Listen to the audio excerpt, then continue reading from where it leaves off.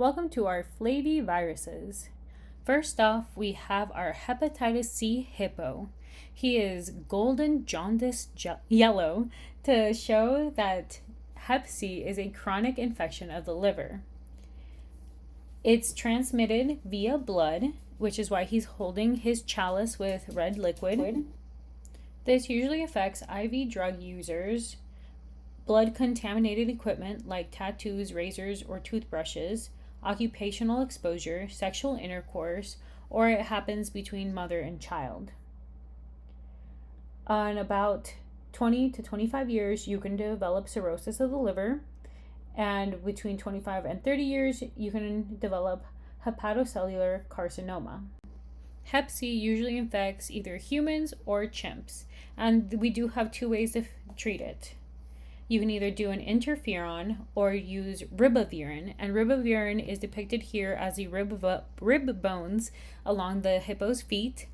They're in the shape of G's because it's a G nucleoside analog, so it'll base pair with C's or U's and cause excessive mutations, leading to the death of the virus. Other treatments we have are protease inhibitors, N5SA inhibitors like ombitacivir and havarin, which has a 90% efficacy.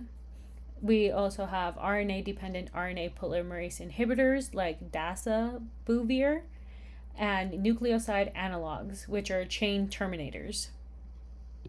I don't really have a way to remember these, but maybe if you think of havarin as in like hammerin, then maybe you can think of like the hippo being like chunky.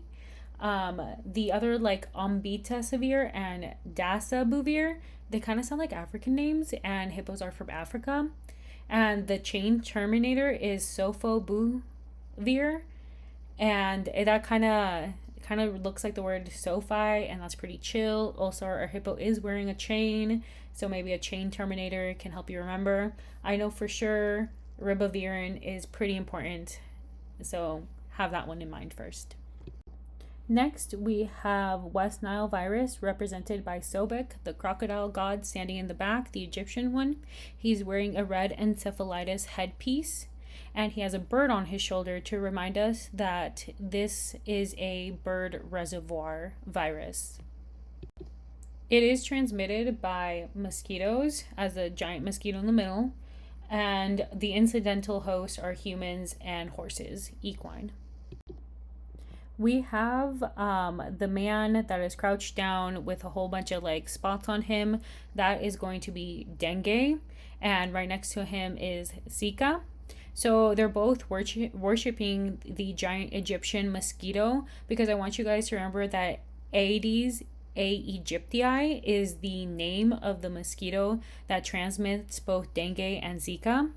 So the man that has dengue is covered in the hemorrhagic fever spots because the mosquito did not accept his offering, and his offering is macrophages and dendritic cells, so it has cursed him with his hemorrhagic fever.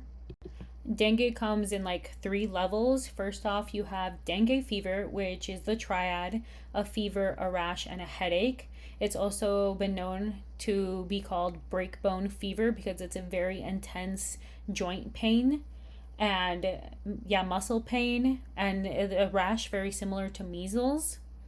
Next step is dengue hemorrhagic fever, and this is where you see the red spots, the petechia under eyes, and you can have black stools from bleeding, and blood in your nose and gums.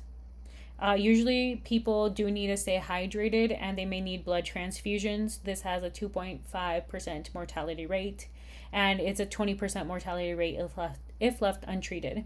The final form of dengue is dengue shock syndrome, and this is where you have cyanosis of the mouth and you have a cytokine storm, and it's probable death.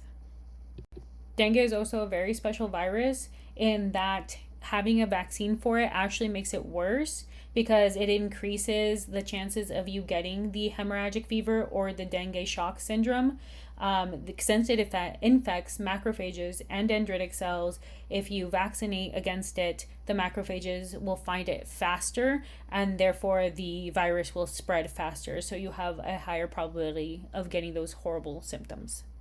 So Zika is our Amazonian, because I want you to remember that this happens in like South America, Central America, and also spread by the Aedes aegypti. It infects human cells, epithelial cells, and macrophages. So you can see macrophages are being offered in her offering. And she also has these tiny golden babies with anencephaly. That's why their heads are so small. And she is not plagued by the rash, but she can have conjunctivitis, a mild headache, and a fever.